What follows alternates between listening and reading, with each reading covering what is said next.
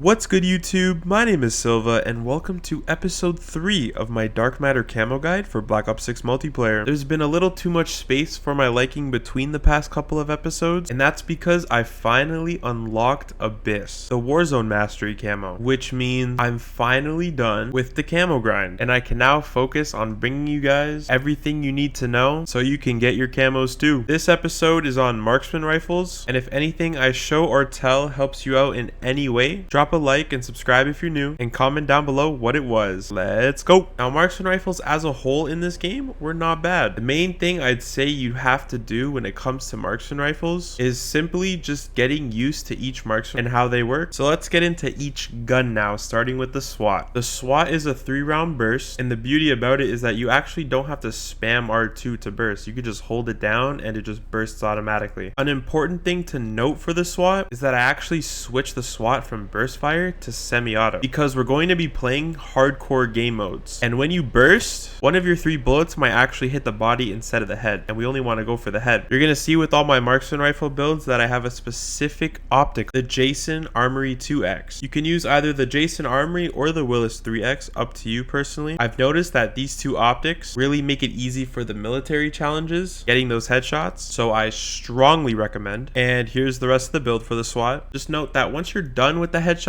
you can actually switch back to burst fire for the special and mastery challenges. You won't be needing headshots, so any damage is good damage from there on out. We're actually going to move from the SWAT straight to the AEK because the AEK is in a very similar situation to the SWAT. Now for the Sarkov, I would say this is the hardest marksman rifle of the 4. If you watched episode 1 of my Dark Matter series, the one on sniper rifles, you will see that I talk really bad about the SVD and how it's just really weird and really awkward. The Sarkov has shades of that. The recoil and everything is just really bouncy, and sometimes when you're aiming directly at the person after firing for so long, the inaccuracy is just insane. So I really recommend you take your time shooting with the Sarkov. Instead of just letting it rip like really fast, take that little bit of time with it to maximize your accuracy. The last thing I want to mention when it comes to the Sarkov in particular is that it's actually a one-shot to the head in core. So if you wanted to do a marksman rifle in core, you could do the Sarkov. And this is my overall build for the Sarkov with recoil springs to maximize the recoil control. You need as much help as you can get with this thing, but it's still nowhere as bad as the SVD was. It just has, you know, the little shades, the little glimpses of SVD. Which brings us to the last marksman rifle, the DM10. Not much to say about the DM10. It's just a very straightforward marksman rifle. The one thing I will note is that you can actually use the new stock that was added into the game recently, the buffer weight stock, the one that you see everybody raving about for the XM4, if you wanted to give it a try. Along with the new buffer weight stock, here's my entire loadout for it. So with all this knowledge for each marksman rifle, you're now ready to get your headshots. Let me show you what game modes you should play to knock out those headshots ASAP. There are only 2 game modes I recommend: Hardcore Nuketown 24/7 and Hardcore Face-Off Mosh Pit. Just provide that efficiency, maximizing your headshot potential per game. I was hovering over kill order because I can't believe this is still a mode. Oh my lord. But back to Nuketown and Face Off, these 2 are just straight up meta, as I'm now going to show you how you can maximize your headshots in each playlist for maximum efficiency. Starting first with Nuketown. So when it comes to headshots, it's a similar thing with snipers where you want to catch your opponent's lacking. We're going to start with A side of the map with the greenhouse. Now obviously with each house, the window is a really good spot. You can catch people lacking on B, but more importantly, you can see people running out the left side of the yellow house spawn. You usually won't be looking at you, so there's potential for an easy headshot here. Obviously you have to be weary of here,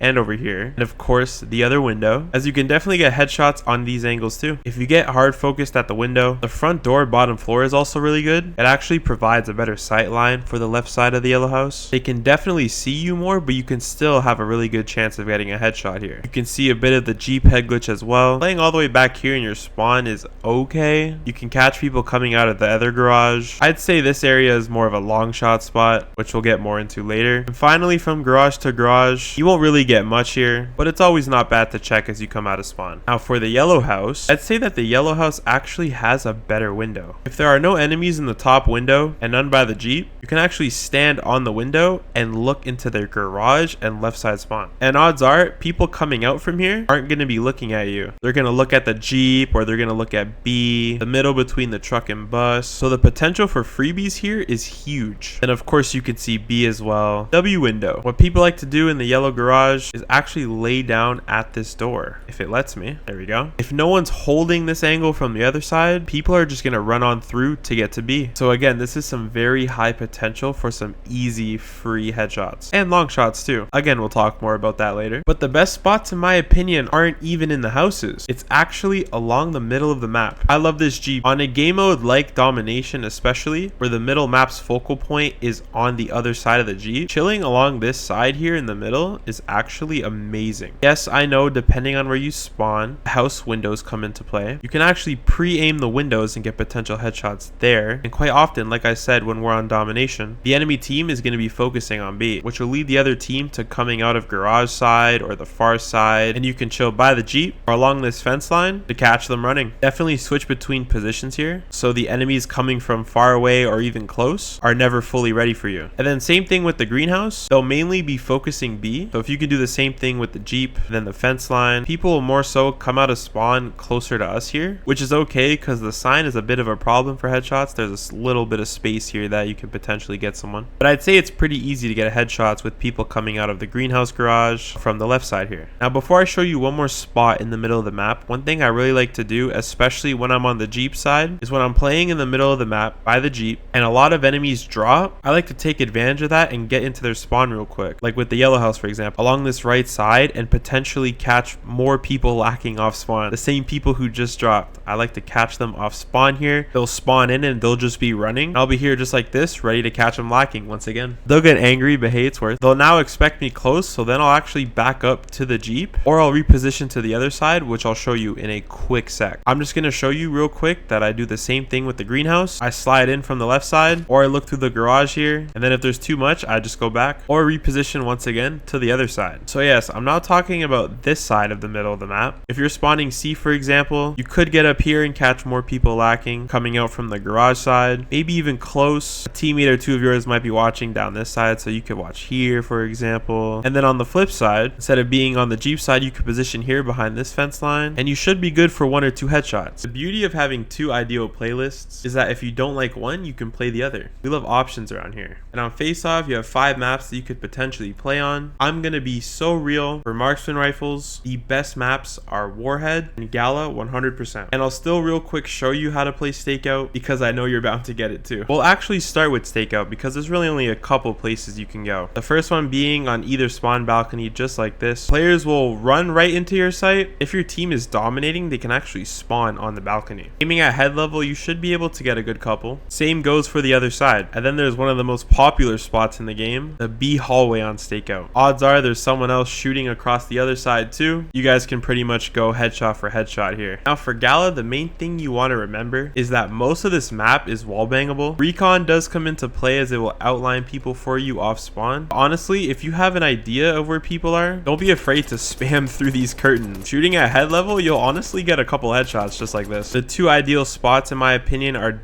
definitely up top middle of the map. You can catch them running out of your spawn. This is a very popular position on both sides, so people are going to focus you when you're up here. So I'm going to show you the best spot on Gala, and it's right here, the white curtains. I talked about this area in episode 1 with snipers. It applies here too with Marksman rifles. Having control of the white curtain area, if they're spawning C side, you'll be able to catch them lacking pretty much every time. I'm going to sound like a broken record saying catching them lacking all the time, but that's really the point. Like when it comes to headshots, this is what you got to do. Catching them running out of spawn on the left side, and this box heady, which is on either side of the map, it's a common position, so you could even pre-aim it, shoot them off and get a headshot. It's just so ideal. The amount of headshots I've gotten here with every weapon category is just absurd. So try and be in this white curtain area as long as you can every time you're on Gala. Brings us to Warhead, the last map I'm going to show you guys. Now if you don't know already, when it comes to Warhead, is that Warhead is a one-sided map pretty much, because this area right here, the garage, once you're on top of the garage, this head glitch just rules all. You can look all the way down the right side, you can look through the top of the house, even the bottom a little bit, and the left side, catching anybody cross to the yellow nuke. This is legit a god spot, and with a Marksman rifle, you definitely get a lot of headshots here. This isn't the only goated spot though. You back up just about here. You can get an even better spot looking into the top of the house, and you could even see this box by A where people also like to head glitch. Free headshots here. I say free because no one will really expect you here, at least not at the beginning. So take advantage of this for the extra couple of headshots. Like I said, people like to come to this nuke too because it's also a really good position for headshots for both sides. Definitely better though if you spawn seaside, because like I said, this is a one-sided map. It's really one-sided because if you can get to this red bridge here, you can legit spawn kill headshots, even get anybody that's in the bus, which you could also see from the nuke, by the way. Now if you can't get seaside, there is this box. Like I said, if you're here first before someone's at the nuke or if someone's deep, you can definitely get some headshots here for sure. And the bus is also really good too. It's definitely not as good as the garage, but if you want the best chance of getting someone that's on the garage heady, I like to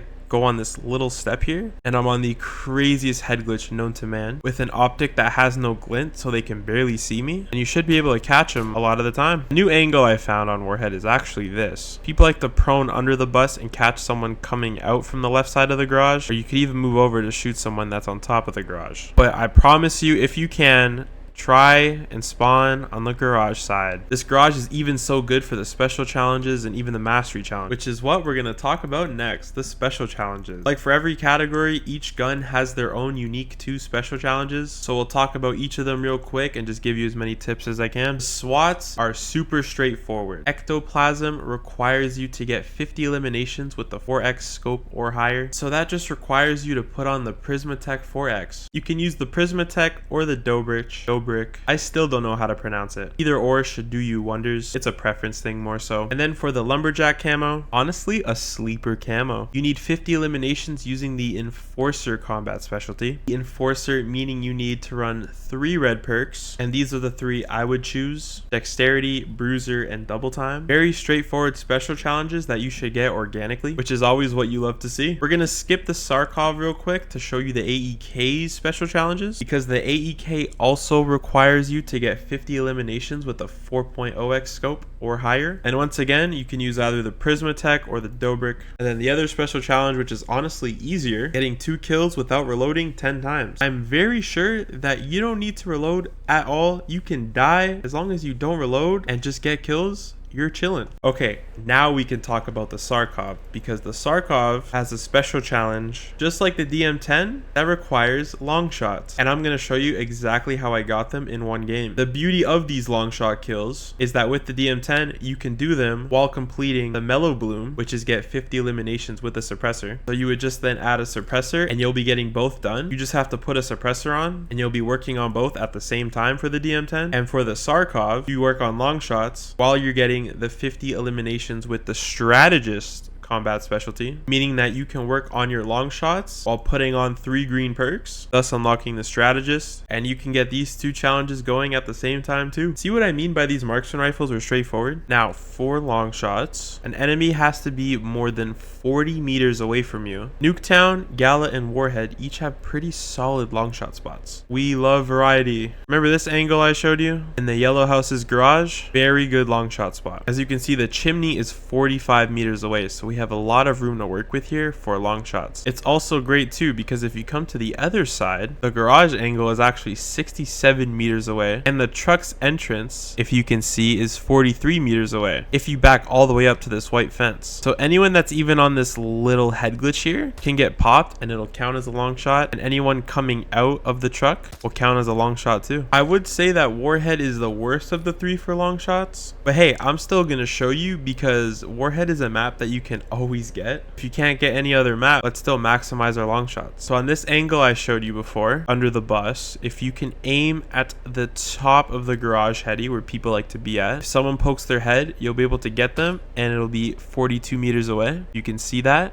42 meters. You could also catch them coming out from the back left. It'll be 45 meters, so that's still pretty good. The bus is good too, of course. 43 meters, 42 from the top of the garage. Even on the right side, you could potentially catch them coming out of spawn. The distance to this rock right here is 48 meters, good potential here. Luckily, this goes both ways. I'm just saying this is the worst because Warhead is a one-sided map, so you're definitely better off on the seaside, and if you can't get the seaside, you'll still get long shots, but maybe not as much. And finally, for long shots, we have Gala, and you just have to look down on this sight line right here from box heady to box heady. If you back all the way up, the box on the other side is 58 meters away. Plenty of room to get your long shots in. People like to spawn to the right here by this door, and again, it's within range. This is literally my favorite for long shots because it's just one area you gotta be in, and people walk through essentially giving you long shots for free. And it's also awesome because it works for both sides. I was able to get the long shots for one of my Marksman rifles in one game just by standing here. We love Gala. Last and definitely not least, 4 mastery camo challenges. And as I did the past 2 episodes, we're going to pair these mastery camo challenges. We're gonna put